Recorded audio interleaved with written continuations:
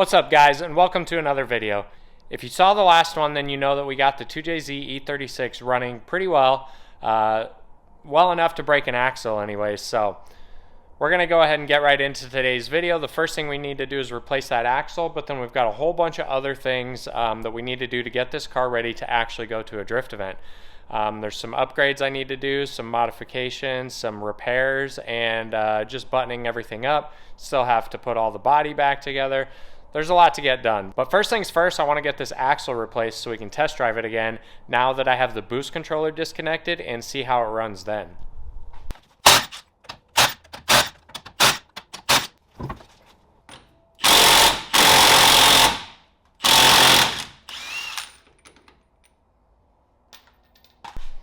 Alright, we got the axle out. And yeah, I would say it's broken. This thing is freaking torn up.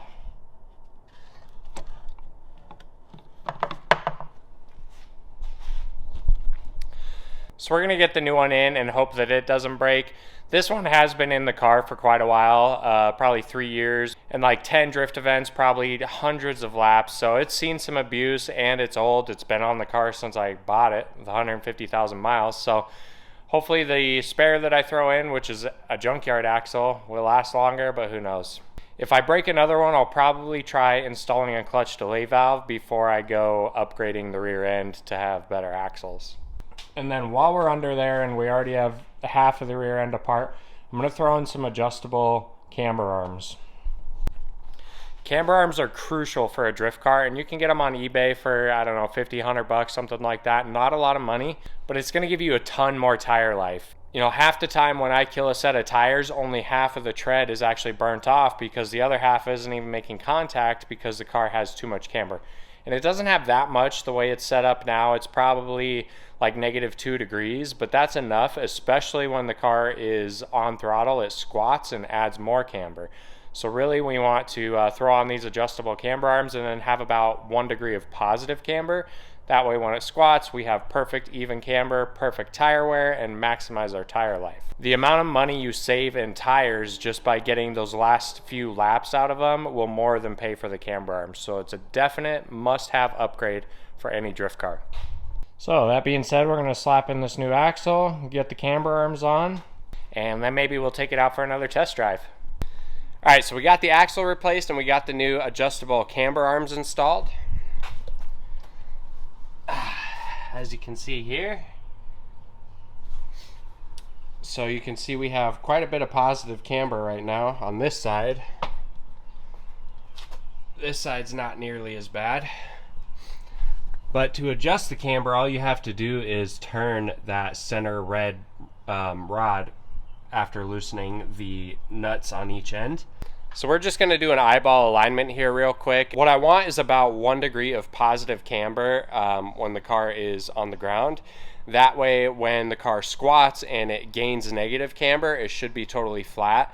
Now 1 degree may not be the perfect number, but we'll find out when we go to the track and start drifting. We can look at our tire wear. If it's wearing too much on one side versus the other, we can easily adjust it until we get it just right. But for now, we're just going to use a little angle finder and a 2x4 to try to get it to about 1 degree positive camber, and we'll go from there.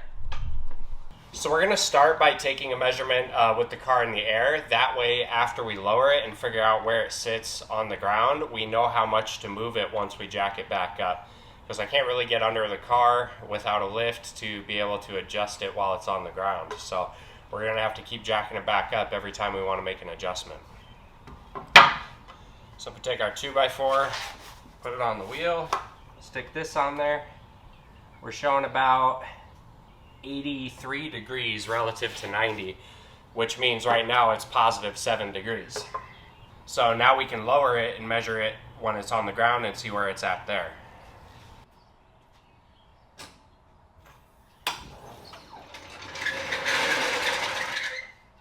We want to make sure we bounce the car up and down so that this suspension is settled.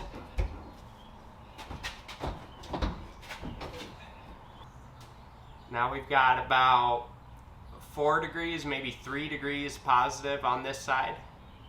So it's a little too much. So we'll dial that back. So if I had plus 4 degrees when it was on the ground, that means I need to bring it more negative about 3 degrees. So if it's 7 degrees while it's in the air, then I need to get it to where it's about 4 degrees in the air, and then it should be about 1 degree when it's on the ground. Just gonna double check one more time that it's still showing 7, which it is. So we'll take 3 degrees out of it, and then we'll see what that looks like.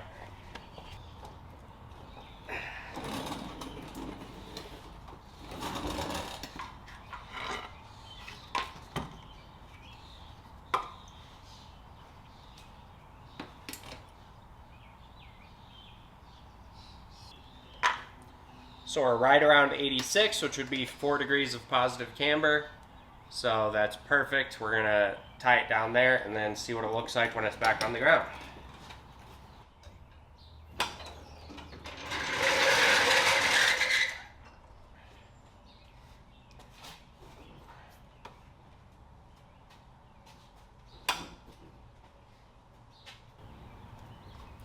So we're right at about 1 degree there, so we should be good.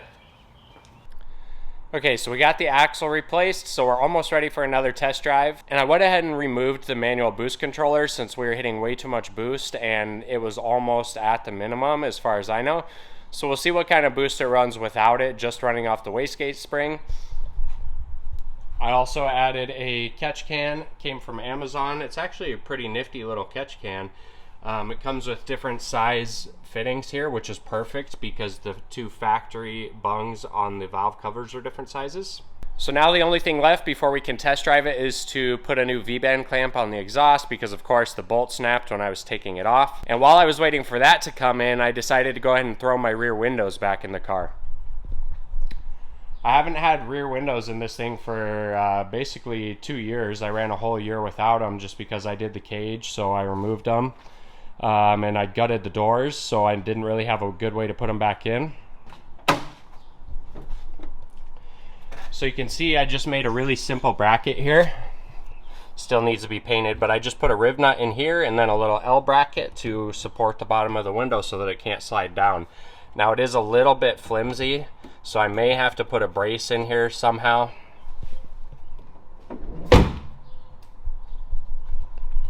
But we'll just have to wait and see. If it starts to fall down, we'll brace it. Otherwise, might just be fine. So I'm gonna throw the V-band clamp on real quick and then we can go take her for another test drive. So I got the V-band replaced. As you can see, the bolt just snapped right off, which this is actually the second one that's done that to me. Apparently, it's kind of a problem with these stainless clamps. The bolts tend to break, but they're pretty cheap, about 15 bucks a piece. So as long as I don't have to replace them too many times, it shouldn't be that big a deal. You can also see it got pretty banged up at least once dragging the ground, which in hindsight I should have put the V-band up here, like in front of the firewall somewhere, rather than underneath the car, so then we wouldn't have that problem. But this is my first time ever using V-bands, so I guess you live and learn. You kind of learn through experience. So we'll definitely have to redo this exhaust at some point. I'm not really happy with it. It's not the best fitment, but it'll work for now. It's not that big a deal.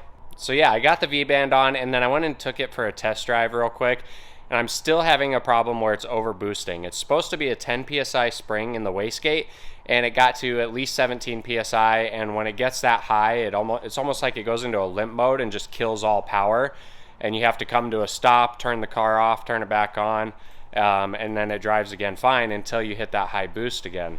So I don't know if that's because it's getting lean or the ECU is just reading too much air or what the deal is, but I need to figure out why we're over boosting. So I tried testing the wastegate with this little hand pump, but the way the wastegate is designed, the line leading to the wastegate, when you fill that up with air, the air actually leaks out of the valve stem and basically into the exhaust, so it's not gonna hold pressure.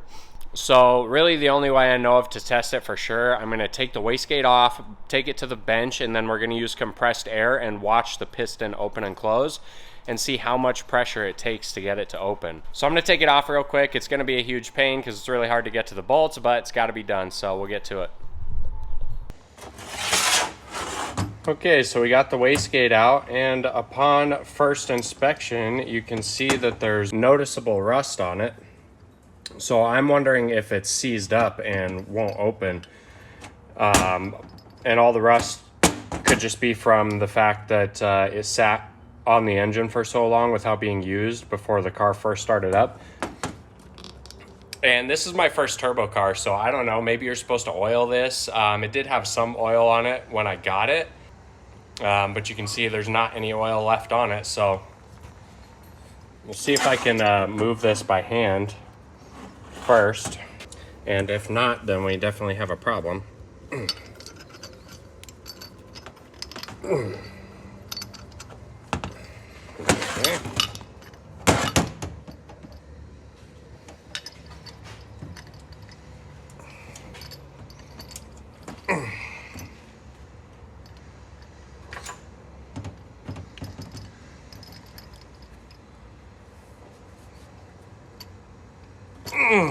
Yeah, I definitely cannot move it. And I know when I first installed it, I could move it by hand, so we're gonna have to take this apart and clean it up and lubricate it, and that will most likely solve our issue.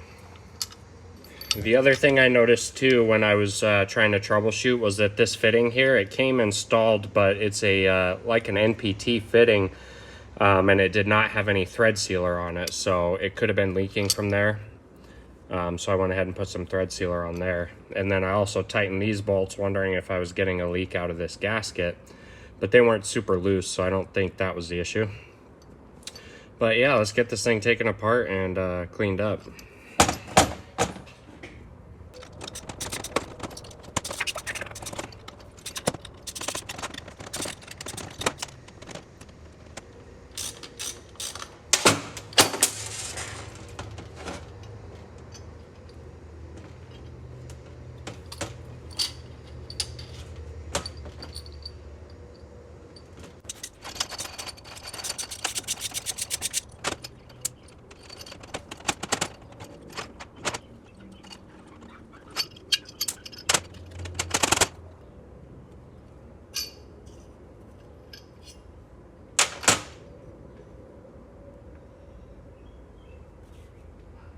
I mean, it doesn't seem as seized as I would have thought, but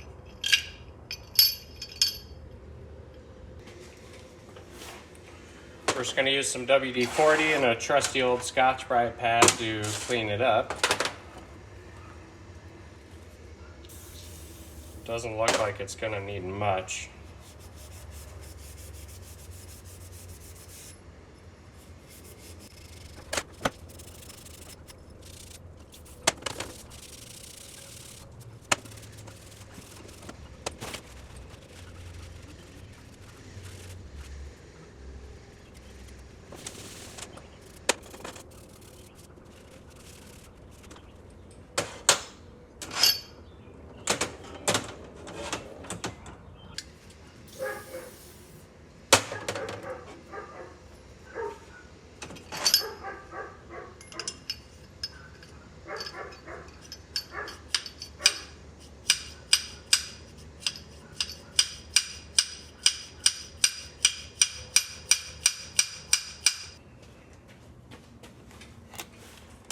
Now I'm going to put just a little bit of oil down in there to hopefully keep this from happening again.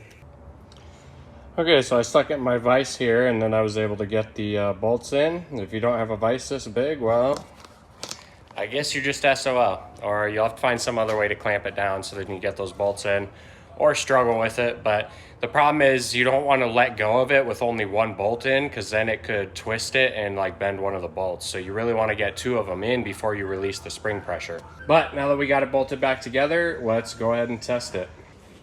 I don't know how well you guys will be able to see this, but now that I've got it cleaned up, I can push it by hand. So that's a good sign.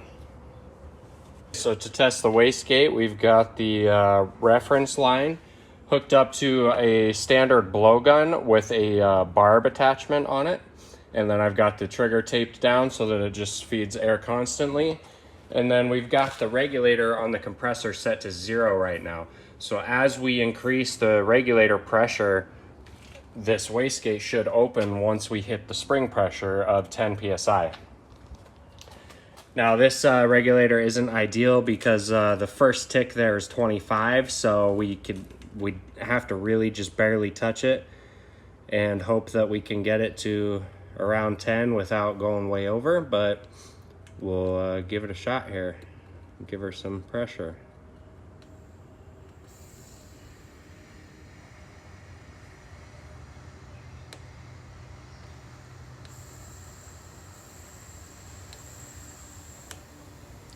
So I'd say that's probably about 5 psi there. And we're leaking out of the blowgun, so we might have to fix that. But we are going to leak a little bit of pressure through the valve stem here too, since we don't have any back pressure from the exhaust. So we'd probably expect to have to put about 15 psi in it. Let's just tape that up real quick and see if that'll fix it. All right, take 2. Let's see what happens now.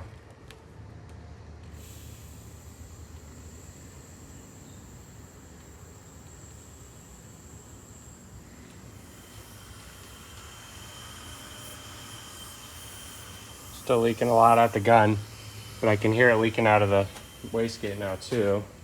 Let's turn this up a little more.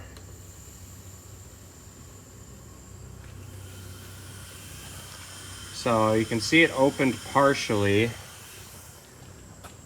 and that's at probably about 20 psi, but we are leaking quite a bit, so let's turn it up some more just to make sure it fully opens.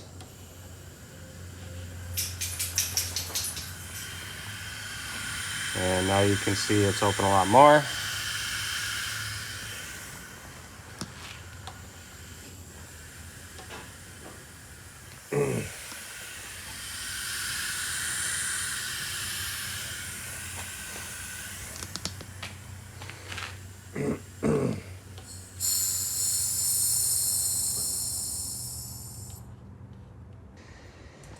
Well, it's definitely working, and I definitely think it was seized before because I could not move it by hand. I don't know 100% sure what the spring rate is. Like I said, we're leaking air, so I can't get an exact number. But we're just gonna go ahead and throw it back in the car, and I guess we'll see what it does now. It should be better because it did not seem like it was opening at all before.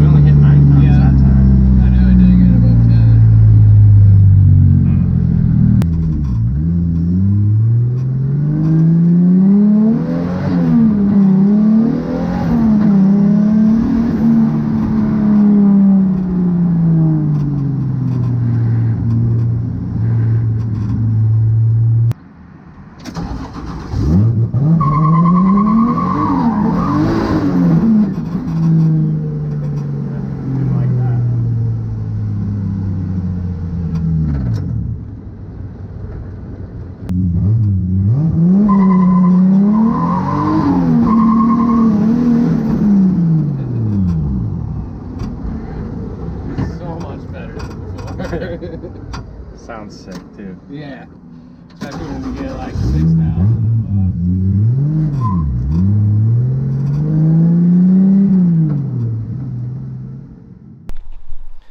Okay, so we got the wastegate put back in, and I took it for another drive, and I confirmed that the wastegate is now working. It's opening at roughly 10 psi. I did peak at 11 once or twice, but that's to be expected. Wastegates aren't 100% efficient.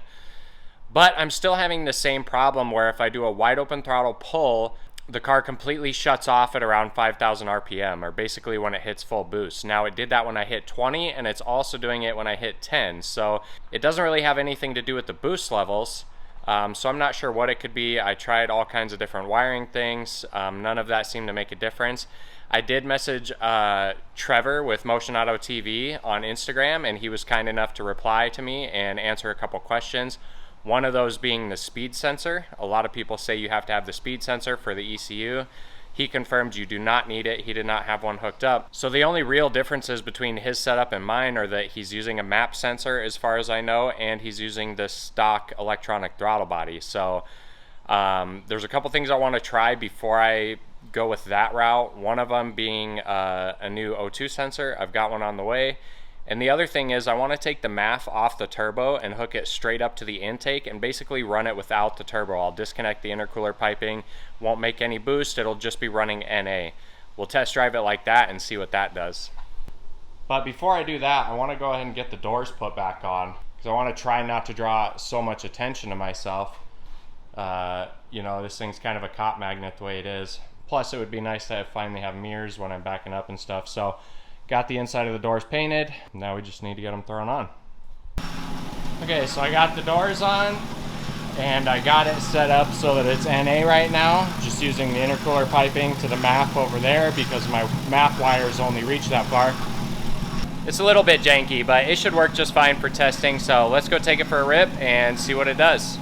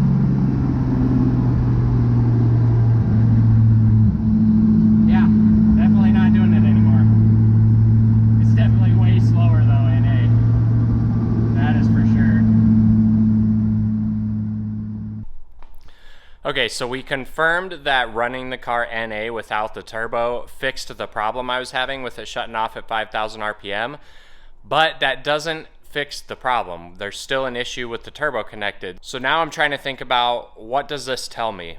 You know, running it NA, that works. What does that mean? There's a couple theories I have. For one, I think I can rule out the throttle body being an issue since it runs fine NA. I don't think it has anything to do with the throttle body. So to me, it makes me think that it's either a fueling thing or a spark issue. But my first thought is that it's the O2 sensor. My theory is that the ECU is seeing the car as being on the lean side. And with the turbo, it's getting lean and it's trying to add fuel, but it's still showing lean. So then it just shuts off. Now, I did have to replace my wideband sensor because it was ruined from the startup being so rich when I first got the car running and had the MAF wired backwards. So there's a good chance that the O2 sensor is bad as well. So I've got a new one. We're going to throw that in and see what that does. Fingers crossed that fixes the issue, because if it's not that, who knows? The really weird part is that there's no like ignition cut, it's not breaking up, it's not doing anything like that. It just completely shuts off. So to me, it seems like it's some sort of fail safe in the ECU. Maybe it's trying to richen up the tune and it's not working, so it decides to just completely shut off. So I'm really hoping it's just the O2 sensor. So we're gonna get it switched back to the turbo setup, get the turbo hooked back up, all the intercooler piping and stuff. Then we're gonna swap out the O2 sensor and see what that does.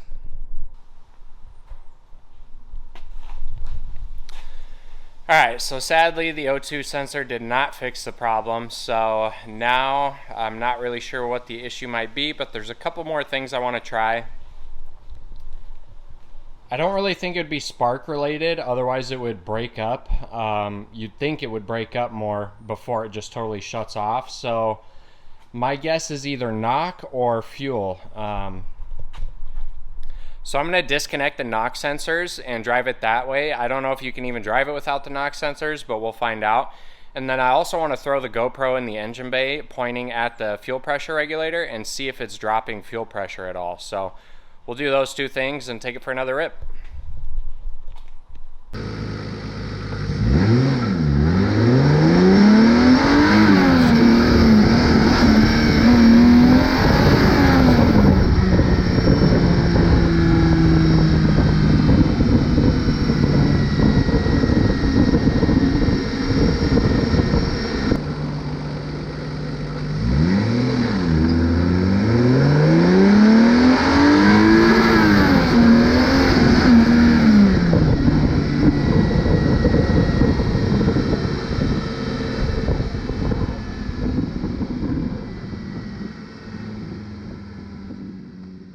Okay guys, so I think I finally figured out what the problem was.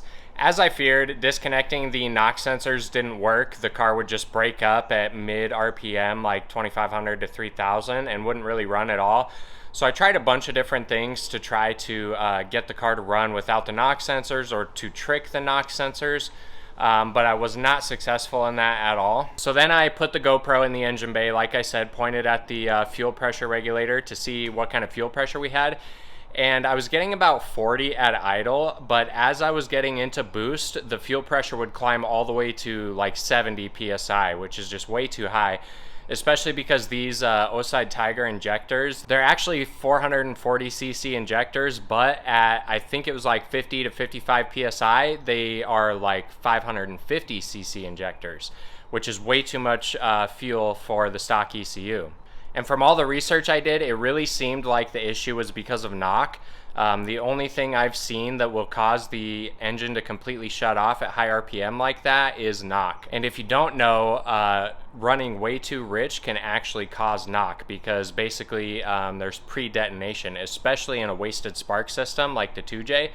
Basically, you've got two spark plugs firing at the same time. So like number 1 and number 6, they fire at the same time. So if the car's running way too rich and it leaves leftover fuel in cylinder number 1, when it goes to fire cylinder number 6, it's going to also ignite all that extra fuel in cylinder number 1 and can cause knock.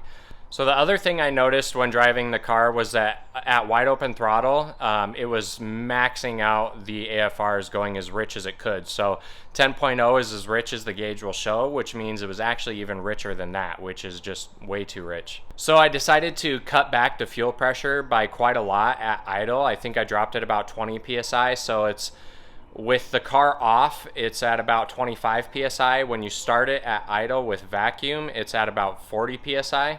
And now the car seems to be running way better. Instead of being max rich, I'm getting about 10.5 to 11 is the richest it goes, which ideally I'd like to see in the 12s, like low 12s, about 12.0 to 12.3. But with the stock ECU, you're probably not going to get that anyways. It's going to run rich. That's what the JZs do. But needless to say, it doesn't seem to be shutting off anymore. It did shut off on me, I think, once during the last test drive. But other than that, I could do first, second, third, full throttle pulls, and it wasn't shutting off. So I dialed it back just a touch more. So we're going to take it for another test drive and see if it's all fixed now. Okay, so the fuel pressure did not fix the issue completely, although it does seem like it helped a lot.